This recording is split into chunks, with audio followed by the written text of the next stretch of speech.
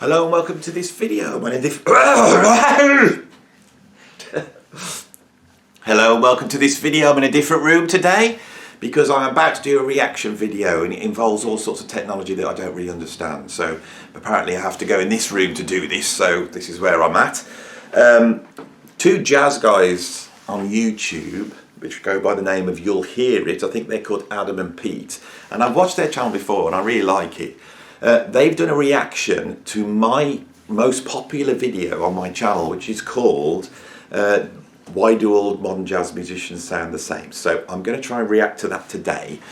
It'll be a reaction to their reaction, and then you never know, they might do a reaction, and then there'll be a reaction to the reaction, and then there'll be a chain reaction, won't it? YouTube chain reaction.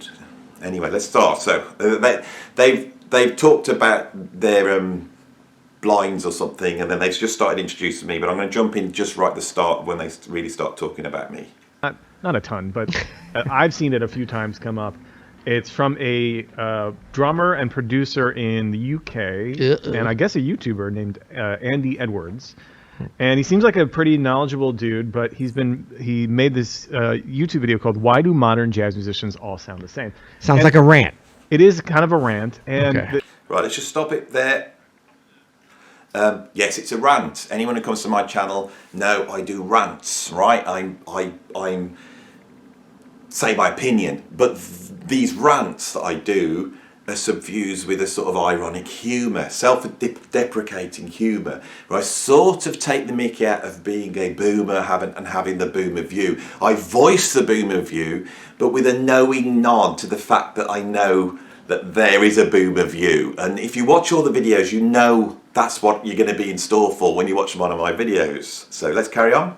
It's been kind of irking me, this video. Yeah, I was going to say, you seem conflicted already. No, I'm not conflicted. I'm just, it's a very irky topic for me. Because Is it irksome?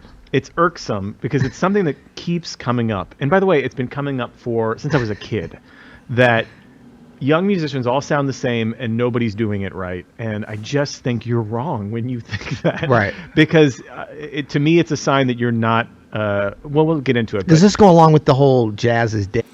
Right, so there's two viewpoints in how you can look at art, culture, music, jazz. There's the idea that art is all the same, that history is all the same, the people are all the same, and it's the same things going on. You know, it's like, oh, people said this in the 50s, they said it in the 30s. You know, this idea that it's just jazz chugging along and everything is just going around the same cycle, and old people will always say that. There's the other viewpoint, which is one that I hold, which is art has epochs and it goes through a journey, right? You know, romantic poetry went through a journey, Hollywood film studio system went through a journey, that things change and people change down to the cultural context in which they live. So somebody thinking in the 1950s, I believe, thinks differently to someone thinking in the 1990s or now. And I'm interested in exploring those ideas. So I do not accept this, that we can look at what people thought and said in the 1950s and think it will be the same now. I don't think that's the case. Jazz is dying because it goes along with everybody's Berkeleyfied now, Berkeleyfied. I like it. Or, you know, nobody is regionalized, so everybody kind of has the same sound. And I just think the evidence is not there to back it up. And even Andy's thoughtful rant here especially the comments, in his video, I just do not agree with the sentiment that is being presented here. So maybe we should watch a little bit of it. And I'd love to get your thoughts on it too. Yeah. You can be a bit of an old crank sometimes. Yes, as we all can. Every day I'm becoming more and more that. So. And listen, it's not that I don't have complaints, believe me. But I just don't think this is where it's at. So okay, check out Andy's. Oh, there he is. Hello and welcome to this video. I spotted a comment on one of my videos recently. He said a spotted comment? He spotted a comment. I read it and then it went round my mind. And I'd have to go through all the comments and search to find out who wrote it. So I apologise for whoever suggested this. But I am going to take on the question that was asked. I love it already. Okay. I'm supposed to be reacting, right? You're a fan. Okay. Yeah. Right, just to make the point here, what I'm doing is I'm saying that this video is going to be about a comment that was made on my YouTube. Right, this is not necessarily my opinion. I'm going to discuss a comment made by somebody else, right? Bear that in mind. Why do all modern jazz musicians sound the same? Wait, pause it. Okay. Hate it. Okay. Episode over. Sorry, Andy. We were going to do a hot I loved take, it. Well, no, I mean, I can see where this is going, but I'm keeping an open mind. Okay. So I sort of agree with this. Right, let's stop it there. Come on, stop. I then say, I sort of agree with this. I didn't say I agreed with it. I said I sort of agreed with this. And on this video, I'm about to give you then my opinion on why people may have that opinion, and certain things that exist in the jazz world today that didn't exist in the jazz world in the old days that might promote that opinion, right? Musicians I know, we're always checking out new players, and very often someone will go, "Oh, Wait, can you Andy, pause it because for I'm a a second? drummer." Go. Sorry. A big network. Okay, let's just clarify what that is and what that means to that. And I'm not saying this is right or wrong. It means he's got a lot of musician friends. That's all. No, I'm but saying. is it? So you can see straight away they're trying to get me straight away by criticising my evidence, right? But that's not what I'm doing here. What I'm doing is I'm talking about the experience of musicians today, right? That we're not going down the record shop or going down the gigs. A lot of people have a network, and that's how they're experiencing musicians. Is that, or does he have a lot of connections on seeing other people commenting on his videos or other videos? It's probably 'Cause that's a different thing, isn't It's probably it? like all of us. It's a mix of all this stuff. We are constantly taking in things on social media that's part of our sort of peripheral network, but then you also have your personal connections, and so. But if we don't separate what those are, that's a little bit of a danger sign. Again, keeping an open mind, but a little bit of a danger sign to me. Okay, Okay. fair enough. Right, if he wants to criticise my evidence for my network, then the same argument applies to these guys, that we are all in a highly subjective place within the jazz world, which is huge, which now has much more artists than ever before. These are the things I'm discussing on the video, right? But if they want to make that point, then their opinion in this video is invalid as mine is invalid. Let's carry on. Check this drummer out, and they'll send me a link across. And I can sort of predict what I'm about to see. The modern jazz drummer is going to do a whole ton of things, and we know what they're going to do. The virtuoso level of modern jazz players is off the charts now. Everybody is incredible, unbelievably fast. They're blistering. They're going to be playing the sort of gospel chops derived fills. We're going to be getting the sort of metric modulation. We're going to have the sort of crossovers between the hi-hats and the floor tom. I can sort of predict what I'm about to see. Now, to me, that tells me more about his friend circle Right. than modern jazz drummers, right? And maybe you guys are listening to a whole bunch of other drummers and maybe they sound different, right? But that's the point. The point I'm making here now is that I do think that the technical level within jazz has gone through the roof, and it's incredible.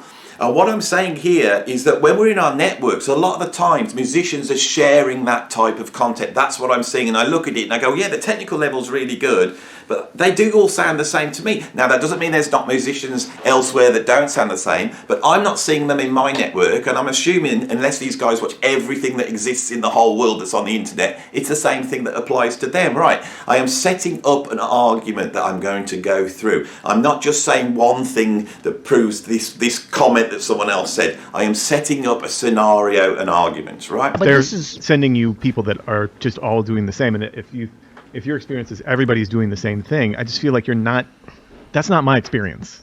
right, and it's also it can be both things though. You know what I mean? It can be both, and Like if you get the maybe the links that he's getting, it can start to seem like, oh, everyone's sort of coming from the same place. There isn't a variety. There's a predictability. But is it is it technically really good? Is the vocabulary that you can see the commonality with? Is it good stuff? But what are the chances that Right. Now, here's another point. I have never said that I don't think that the jazz that is derivative isn't good, right? You could go and listen to loads of different music where that art form is pretty much dead as an art form that's innovating, but you can still appreciate it as brilliant music, right? And I've said that over and over again on my channel, right? But when an art form does die, then criteria or precepts of that art becomes codified. And you have to do that for it to be that art form. But art forms have a period where they're innovating. Now the question is, and for me the jury's actually out, I don't know.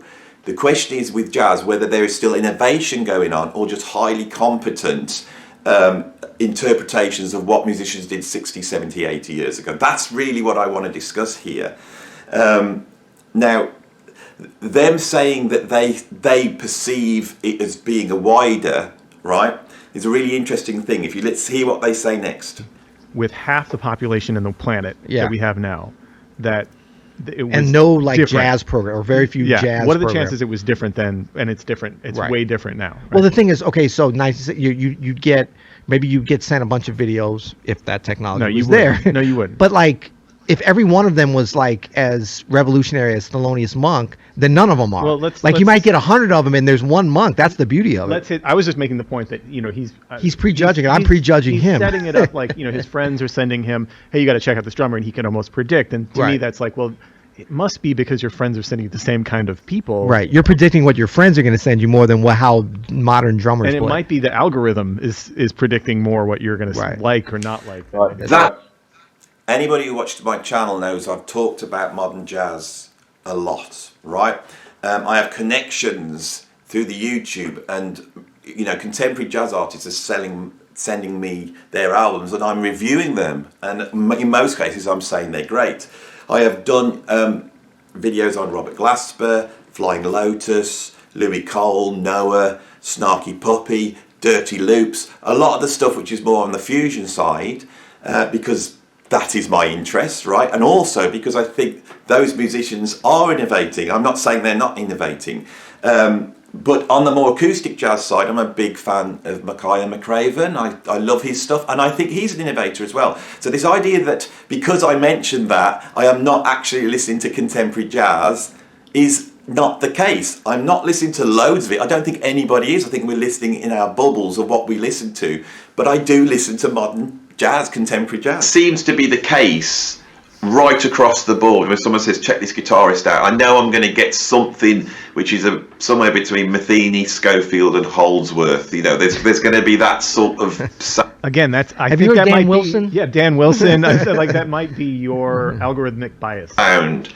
Now, if we go back, say, to the 1950s, and I would say, name some jazz pianists. So let's say Thelonious Monk, Dave Brubeck, Bud Powell, Bill Evans. There's four pianists off the top of my head. So I really haven't prepared this. Each of those is a whole complete world of difference to the next one. They're instantly recognisable. I've just filmed a video on Jaco Pastorius, and the overriding thing that came out of that, because I've been listening to so much Jaco recently, is as soon as Jaco... Right. That's one thing I would never do. I would never criticise someone's pronunciation or accent or anything like that. All the other points in this video are completely fair, and I'm going to enjoy discussing them. But in that instant, I don't really know why that happened. And it does seem to be the evidence that they have come to me with a prejudgment about what my opinion is and what I'm trying to say. And they are colouring my opinion through their prejudices. And I think that evidence is that they're really trying to find anything at this point to pull me up on. But the rest of it is completely fair, but I do need to shout them out for that. You go, Jaco's on that album. Jaco? Yeah, Jaco. as soon as Mono Neon's on an album, you go, oh, Mono Neon's on the album. I think there's always so much history bias in that we've have so much separation from the time from the 1950s of Bud Powell, Monk, Bill Evans, and you say Brubeck. And each one of them is very different. But also, if you listen to Bill Evans' first trio recording in the 50s, and you listen to McCoy Tyner's first trio recording in the 50s, late 50s, or maybe 60, they don't sound as different as they did 5-10 years later. Right. They sounded way more similar. Right. There was more. Right. This point for me has nothing to do with what I'm talking about. Yeah, obviously that's the case. Musicians aren't just born sounding individual. They have to work their way to it. I went and had a look at the sort of biggest jazz albums of 2003, which is 20 years ago, and I read the names that are out there. And for me, and they can argue against if they want to come up with 5 names from 20 years ago that are equal in individuality, equal in creative brilliance, and all those things as Thelonious Monk, Dave Brubeck, Bud Powell, whatever. If they could come up with it, when you go back, a lot of those albums that were being pushed by the critics were by people like Wayne Shorter that were from that period.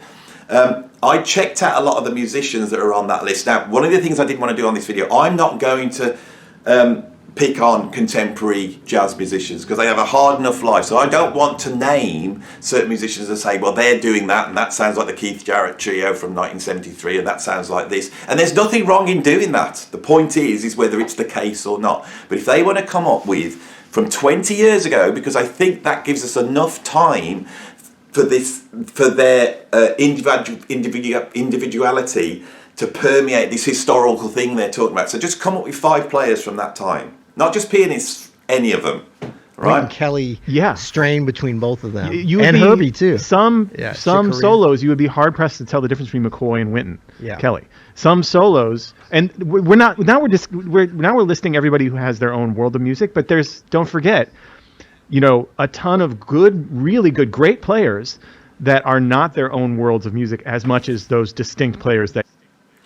Yes, in the old days there was loads of musicians that sound the same, and now there'll be loads of musicians that sound the same. The question is whether the individuality of people like Miles Davis, Thelonious Monk, Charlie Mingus, John Coltrane, whether in jazz today we have that level of individuality. That is the central question. He mentioned. So would you be able to tell the difference between Tommy Flanagan and Sonny Clark straight away? Right. Exactly. That's going to be a little more challenging. Right. And there's way more of those players at that time than there are these Bill Evans level, Thelonious Monk levels. And if you can't, like Sonny Clark and Tommy Flanagan, it doesn't take away from... It doesn't mean they're bad, but that means there was a zeitgeist, and that a lot of the majority of players sounded very much alike. Yeah. And yes, we celebrate Monk because he was so different.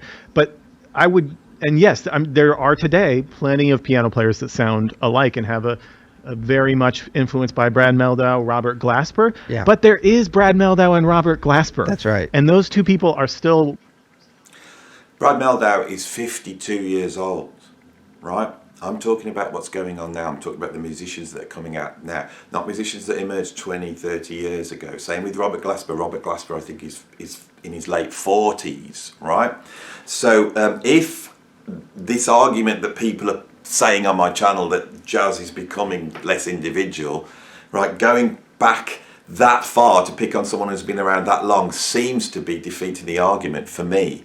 Now, the counter-argument for that, which is a fair one, is that the guys coming out today need to historically show that they are individuals, and that may well be the case. The jury is out on that. But like I said, going back 20 years, who would it be? Who would it be? Walking this earth, and you cannot say that Robert Glasper has not created his own world of music, and you cannot say Sullivan Fortner has not created in a very...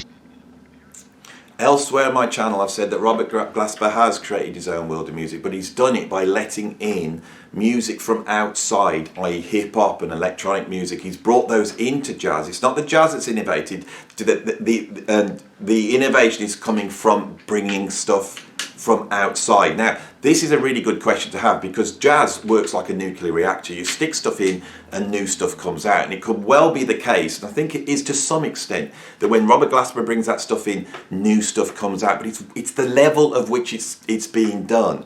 If you go back to the early fusion musicians, if you go back to Bitches Brew or Tony Wynn's Lifetime, right, they're taking rock influences in, but what's coming out is completely unlike rock music, and then changes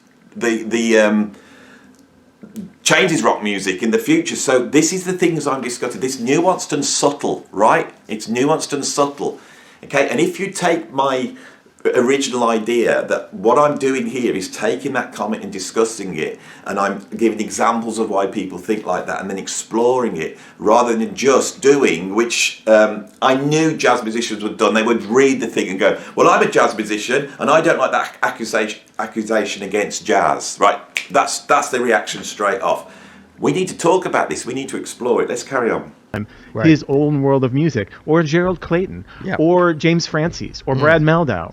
those people sound very distinctive. Yeah. To me, I consider them to be, and especially with the people who are more kind of our age, who've been around for a while, they are, because now they're being ripped off like crazy by sort of people that are figuring it out or not going to be as dramatically great musicians. Yes, so in my world, in the world of drums, a few years back, a considerable amount of years back now, Chris Daly Dave came out and he changed drumming. He influenced everybody. He took those hip hop influences, started playing on the drums, and he influenced everybody. And if you listen to modern jazz musicians now, a lot of them are trying to sound like Chris Dave and not so much sound like Bill Stewart, which was the drummer that was coming in before. I accept all that, right? The question is, what I keep coming back to, is whether that is diminishing, right?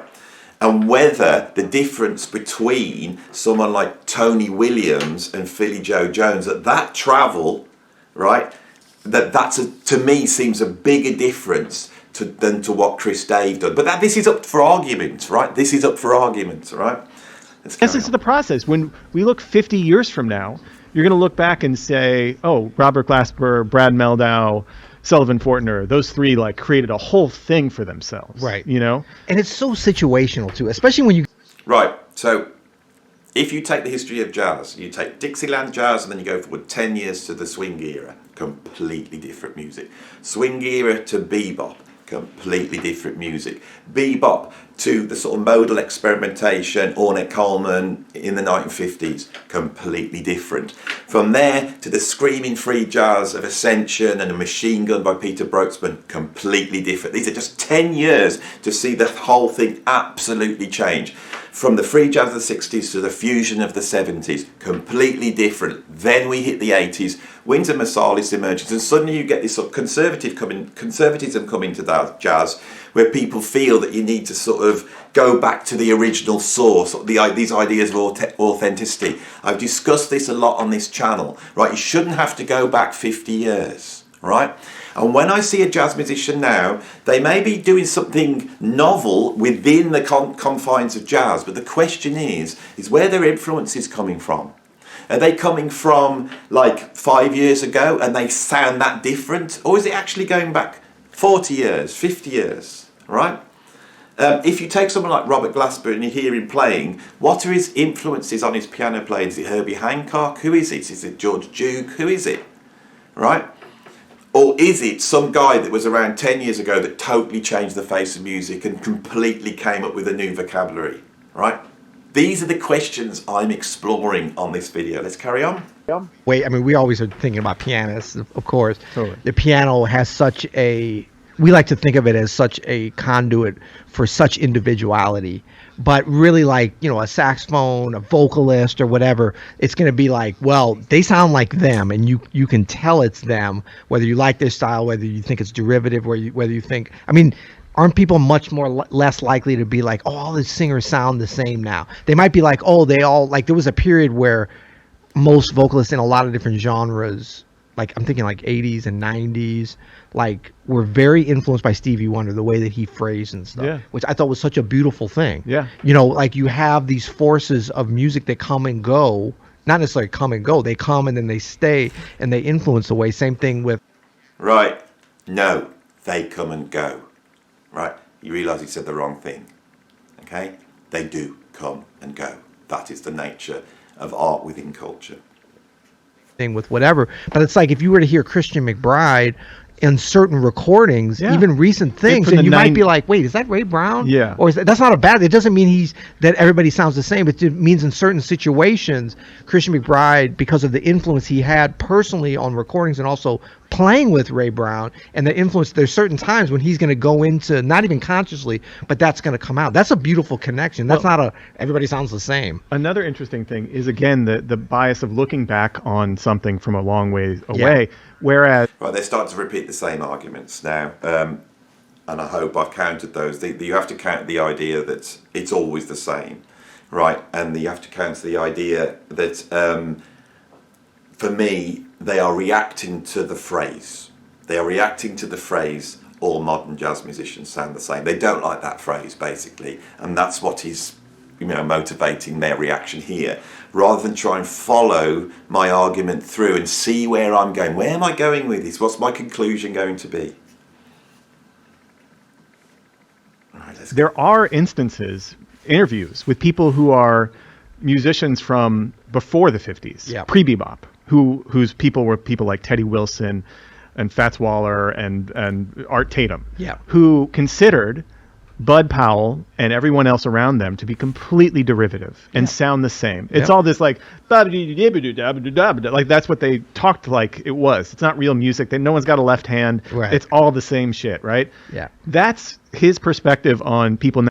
This is their strongest point in the video for me. That if you have a viewpoint of a style of music that you're not so aware of, not so familiar with, that you will often it will all sound the same. I'm sure if I listen to Chinese music, that it would all sound the same, and I wouldn't be able to pick out the intricacies and individuality.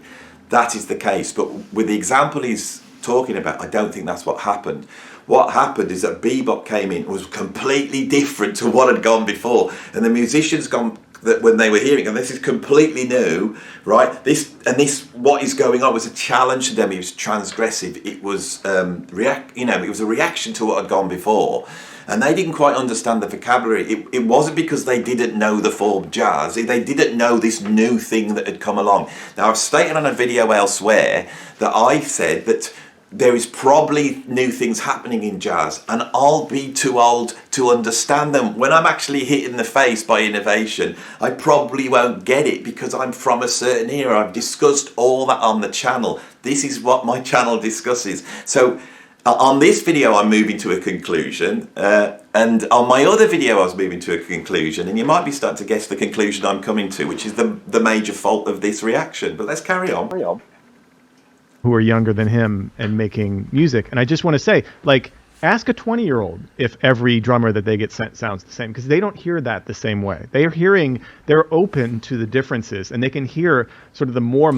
I teach 20-year-olds, I teach from 16 to 18-year-olds in a music college, and I teach privately there. This has been reported over and over again from young people who then are just blown away by drummers like John Bonham and Keith Moon. Those are the drummers that they listen to, and then the same thing with jazz, that I have heard it over and over, and also that a lot of the modern jazz drummers are just uninspirational because of the sort of just virtuoso level and chucking out these licks, and they all feel they have to play these licks. So this is not the case in my experience. Let's carry on.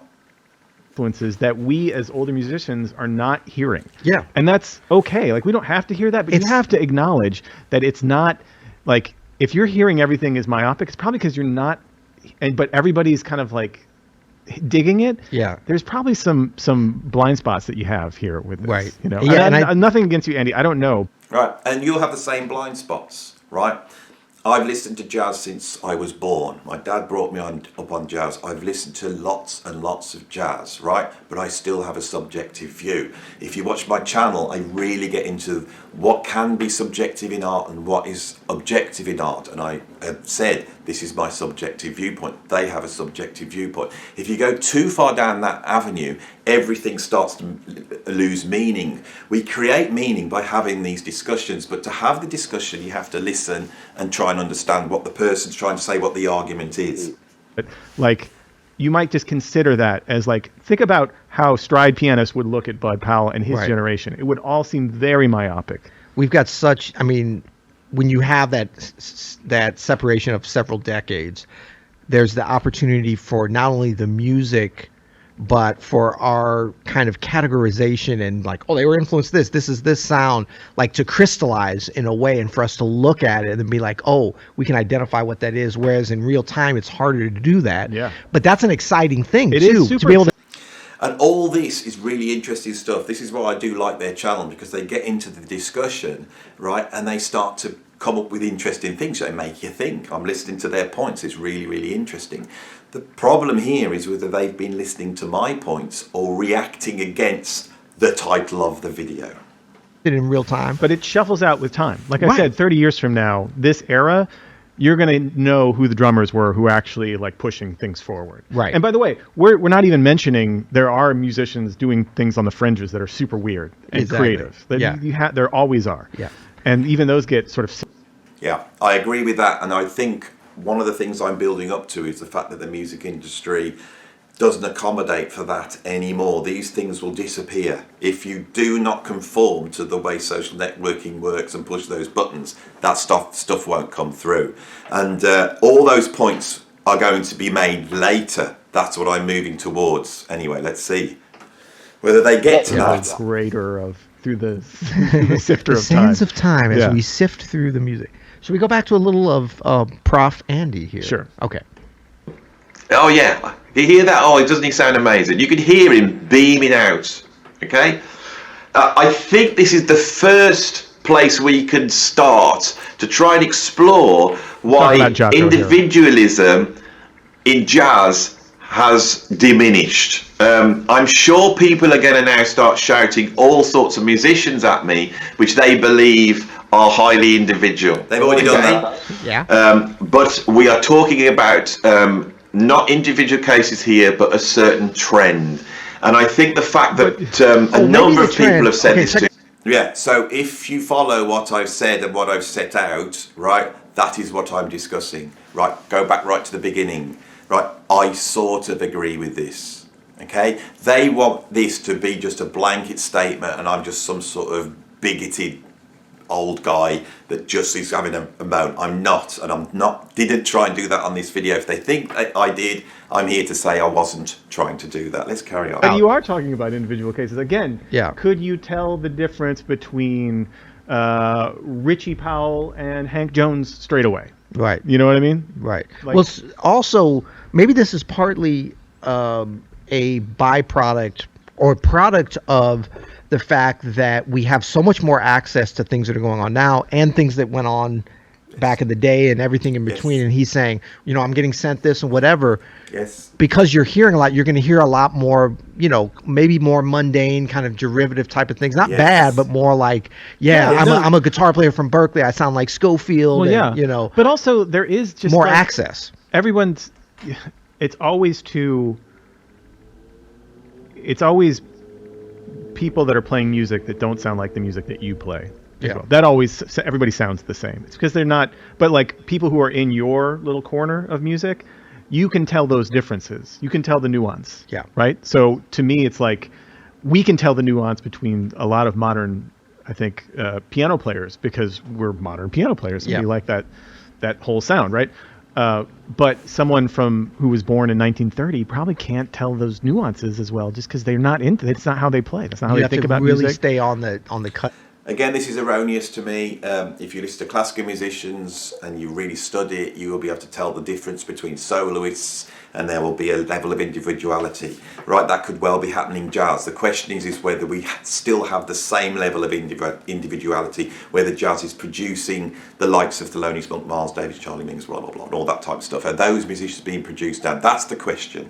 Yeah. It's kind of like, you know, with fashion, once you get old, like really old, it's like you can still be fashionable, but you got to work harder because you've also like, well, I've got all my clothes, they've worked, and I'm not really so much worried about staying up with.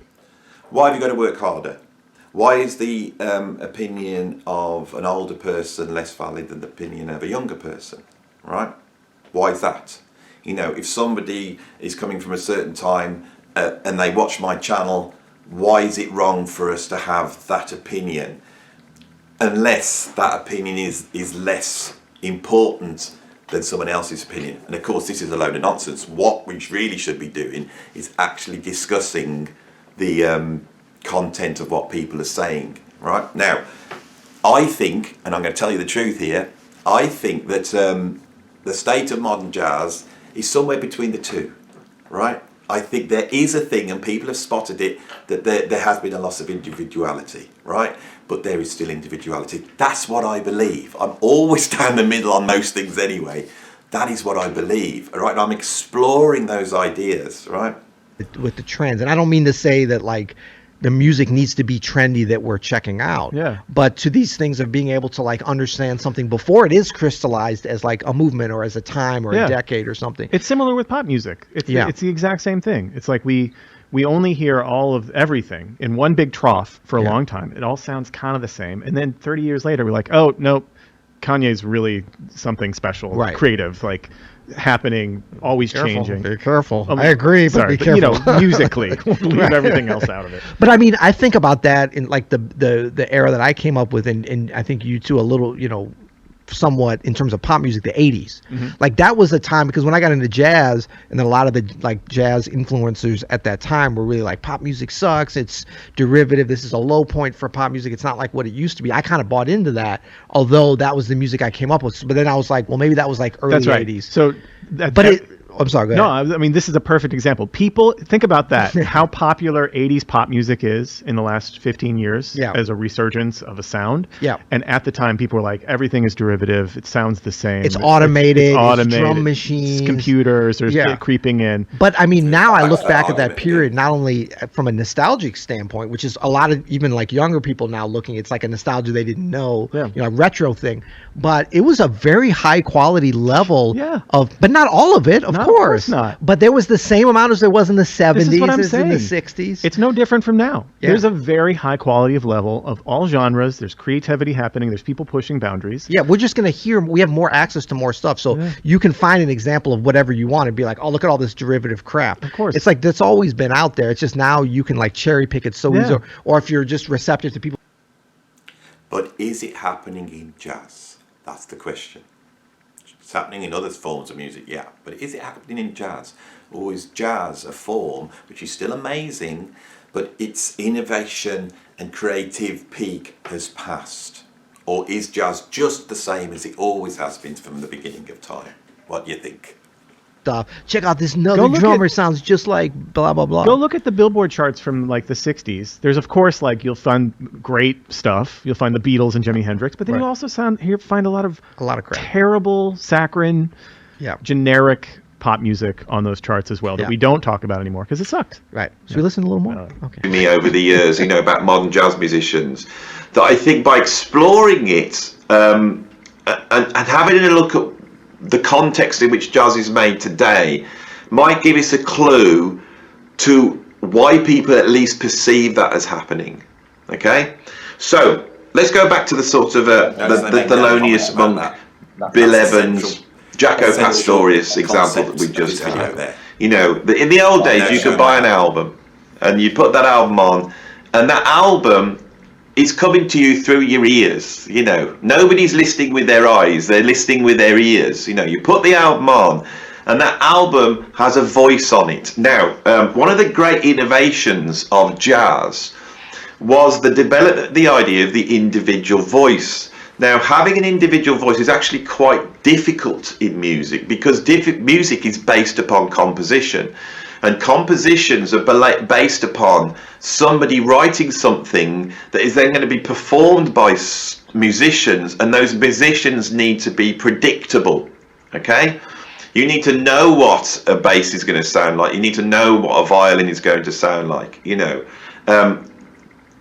Beethoven's writing a piece for orchestra, and everybody in that orchestra had their own sound. One guy's playing his violin with a saw, the next one's doing loops and delays and all that. It just doesn't work.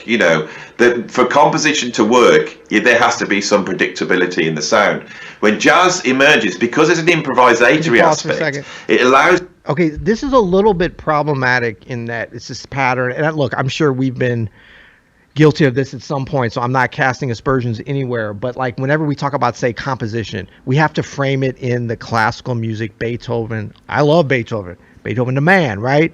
But it's like we have to frame it like this is what composition, and that's not really it's narrow facts, as we say, especially when you're setting up a Right, this is where they start to not follow my arguments, and they get the wrong end of the stick for me. Right, before recording, the technology we had to store music was written music, right? That comes through the Western sort of European classical tradition. The other thing you had was folk music that was passed down orally. That's the two things you've got, right? I didn't mention the oral passing down, but those are the two things. They're the only ones you've got. There's nothing else, right? When jazz comes along, it's really innovative. And the reason is because it coincides with recording. So what I'm saying is that and classical music's amazing for this. It's part of the brilliance of the technology, is that a composer can have an idea and can then write it down, and he can transmit his musical vision because the musicians are predictable. That's not a criticism. When you have a classical training and you're a violinist in an orchestra, you've got to know which way you're going to bow. You can't have all the bows going the wrong way, and that is how prescriptive classical music is. It has to be. Jazz is different, right? So it isn't problematic to talk about composition in terms of classical composition, because we're talking about the technology of how it's stored, right? The oral passing down, right, which actually informs jazz. That's right at the beginning of jazz. That's how it starts, right? But this is not this idea that I shouldn't talk about composition. And then there's other ways of talking, like Indian classical music, where you have a rag, you have a scale, and you work within that scale. That's another way of storing music, right? But in Indian classical music, again, the sound has to be somewhat predictable, right? You cannot do certain things. Jazz isn't like that, and he just does not seem to grasp what I'm going to say. This is what he's saying, seems to be going in a completely different direction. Something about jazz. Right. What is the title of this? It's like... Why do modern jazz musicians all sound the same? Right. So why are we framing it? I think a lot of people can understand the influences of so-called classical music on jazz. Because we love jazz, and the jazz is really important. And what jazz did was it pioneered three things, right? It pioneered swing, groove, funkiness, right? There was stuff that was in time that you could dance to, but swing's a different thing. It pioneered the use of improvisation within composition, not just extemporization, but that improvisation is part of the composition. And it pioneered an individual sound. When Duke Ellington was making his compositions, he wasn't writing for a saxophone, he was writing for Johnny Hodges. He had that sound in his mind, and that was incredible. This is the gift that jazz gives to us all. Not the scales, not the chords, that comes from somewhere else. Not the instruments, not the technique. That comes from somewhere else. These are the innovations, and this is the point I'm trying to make. The individuality is a key thing that makes jazz so special, right? To the listener and to the fans, which is what this music is for, there's not that kind of a connection with this type of thing with composition. You know what I mean? Now, you could make the case that like the standard Great American Songbook, that's an influence that people hear, and but that's not even always used. Yeah. It's not like that's just one element of it. So I think it's a little bit problematic when we say like something that's true in terms of like, yes, if you're writing for orchestra, well, first of all, that's overstated. Well, that's not true. And we've both written it. It's like, even when you're writing stuff that's not improvised, there's a lot of interpretation that should and is available from the players, and it never sounds exactly like you think it is. Nor should it. They're not robots. From the conductor and and the players. But let's let him finish this thought here before we start. Those musicians to find their own place. Louis Armstrong is the great genius of this in terms of his trumpet playing and his voice, in the way he places his personal voice. Now, the thing is that this coincides with the emergence of the recorded music industry. And so people are buying records. And when you buy a Bing Crosby album or a Frank Sinatra album or an Ella Fitzgerald album, if you buy an Aretha Franklin album or a David Bowie album, what you're buying is the sound of their voice. You're not buying virtuoso singing. Virtuoso singing can sound very similar. Right, what you're sounding is the grain and the tone and the timbre of the voice, the way it's phrased, the individuality that is within that. That's what virtuosity is as a vocalist. Certainly in the... No, it's not. Virtuosity is your ability to play and interpret things. It's your technique. It's the skill of being able to play something, right? Whatever you're asked. That is what virtuosity is. It's not the quality of your voice, right? So I don't accept this bit here, right? Let's carry on. Jazz music, what we're talking about. As an artist, for sure. Don't you think? I'm curious, I want to hear where this goes. Okay. Sound. This is the bedrock of commercial music. If you're listening, if you're buying music to have a commodity, then you want an individual voice. Now, certain people in the old days, and this was far more apparent when I was younger, there would be people who would really love the trombone, or they would love the sound of the flute, or they would love the sound of the tenor saxophone. And so they would want to hear tunes that they liked played by that instrument. They liked the sound of that instrument. Jazz musicians emerged in the 20s and 30s playing tunes, and people would hear the tune played by that instrumentalist. And to become a star, you had to be like a Bing Crosby or an Elvis Presley. You had to have your own voice. So the recording music industry was driving musicians to have their own voice that could then be marketed, you know, on a record. You know, Stan Getz plays the Burt Bacharach, you know, that type of an album. Wes Montgomery plays the Beatles, you know, whatever it is, that is a sound. You're buying into a sound, and that would have driven, I think, the music industry to find people with an individual sound. And so within the industry, and when you talk to older jazz musicians, this is definitely the case, that to be seen to be copying somebody else's sound was seen to be morally wrong. You know, it was that strong a thing, you know, or they're copying my sound. You could see this up with, say, a musician like Alan Holdsworth. Alan Holdsworth has such a signature sound. You know, Alan Holdsworth can play a tune and it's going to be entirely different to Jeff Beck playing a tune or John McLaughlin playing a tune. They're all going to sound entirely different, even though it's the guitar. And so what is the point of copying Alan Holdsworth? Now, there's a million Alan Holdsworth copiers out there, a million. Okay, this is bullshit. I know. Sorry. I mean, it's not necessarily wrong, some of the things, a lot of what he's saying. It's a little too dogmatic for what Well, and it's also like, so you're saying Louis Armstrong because Miles Davis or Clark, you know, say Miles Davis copied Clark Terry, and so, but Clark Terry wasn't an individual. No, I'm absolutely not saying that.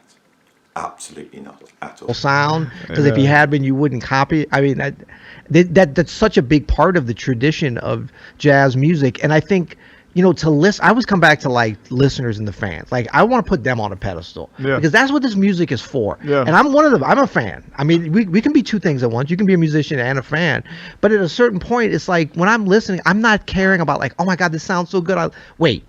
Is he copying Louis Armstrong? Is Nicholas Payton have some Louis Armstrong? Right, that is not the point I'm making. I'm saying that the music industry was one way and it is no longer like that.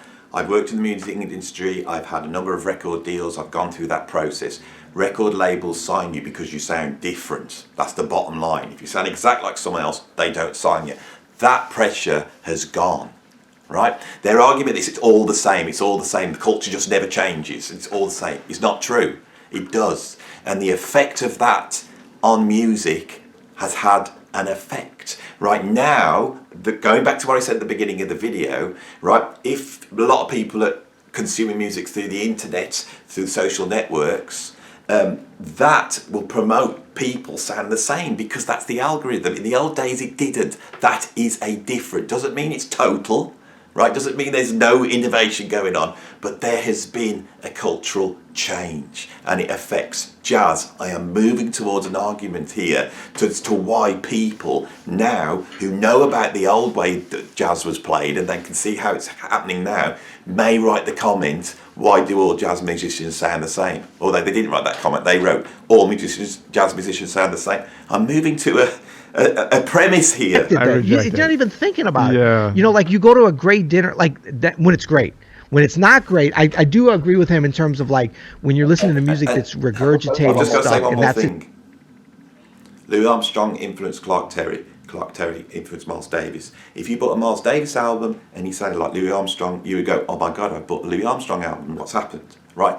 That is because they are different, okay? That's the very point. Miles Davis sold a lot of records because his trumpet sound was different to Louis Armstrong's, right? The fact that the influence is there has got nothing to do with this. Value. I understand that. Maybe he needs to clarify that a little more. I don't. I've got what I think 20 minutes on this video to clarify all this stuff. Taking a snapshot of someone at a certain time. Are there a million Alan Holdsworth? I'm not the biggest Alan Holdsworth guy, but I know he's amazing and he's got a very distinct sound, right? And there's a ton of clones or whatever, but are you a clone or are you just using that sound as a springboard to get somewhere else? We mentioned McCoy Tyner. If you Again, some people are, some people aren't.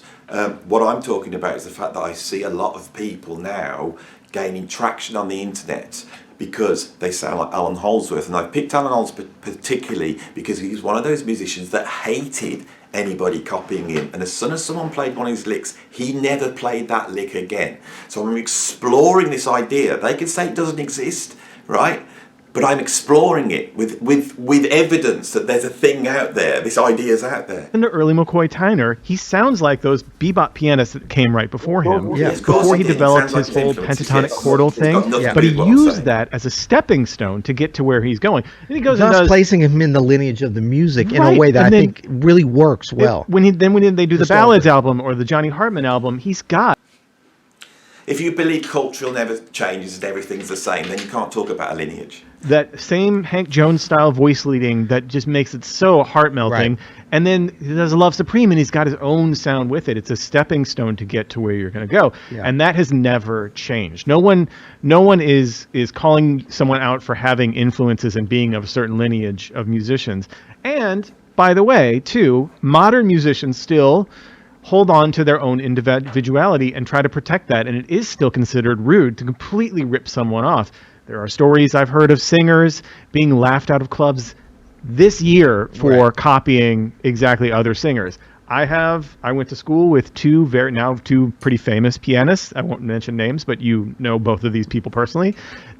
One tried to fight the other outside of Smoke for copying his sound. Right. And now it's funny because now everybody tries to copy that So sound. you're talking about Robert Glasper and I'm Larry not, Golding. I'm not mentioning names, but it's true. But it's still very much a battlefield for that kind of stuff. So that hasn't changed, at least in my world. And to the point of that's reality. That's reality.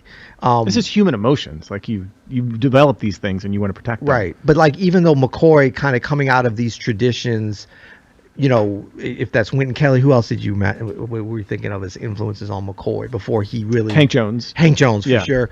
Like but there was a bunch of other pianists, 10, 20, 100, maybe 1,000 that were like coming out of that too and doing really well, and maybe they only got to that. They didn't. Not everyone's going to be a McCoy Tyner, thankfully. That's what makes McCoy Tyner so interesting. Yeah. So it's like there's going to be a lot that it's still really good to be copying Hank Jones and to be there. Now you don't want to rip. So if they're going to say the same stuff, I'll say the same stuff. Go back to 2003, 20 years ago, and tell me who the McCoy Tyner of that time is, please, so I can see whether it's the same amount of innovation, the same amount of creativity.